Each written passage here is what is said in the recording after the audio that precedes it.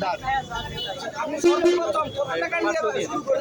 ঠিকানা আমার এই টাকাটা মসজিদ মাদ্রাসায় করার 2 ভাগ, আমি নিজে খাই 1 ভাগ।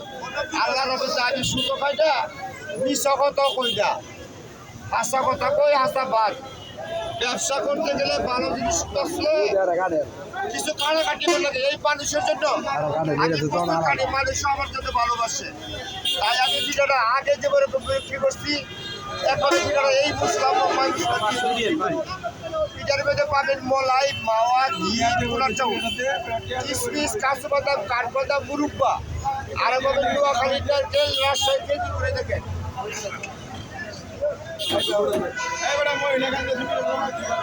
এটাই মালিক এটাই মালিক মামার দোকান। অরিজিনাল খেজুরের করে পিঠা যারা করে নেবে কিনা আমার কাছ থেকে 300 টাকা কেজি, লাগলে নেবেন 12 লাগবে 1200 টাকা হয়ে যাবে।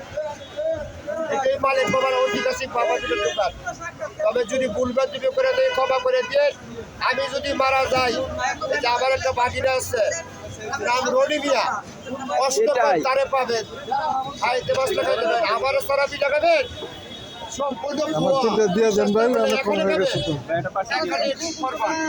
এটা কিন্তু ওষুধ পরি না বলে এখানে খাবেন, ভালো লাগলে বাসা বাড়ি লাগে আপনারা হয়ে যায়। এটা তো সেটি বাজার। আচ্ছা, আসসালামু আলাইকুম।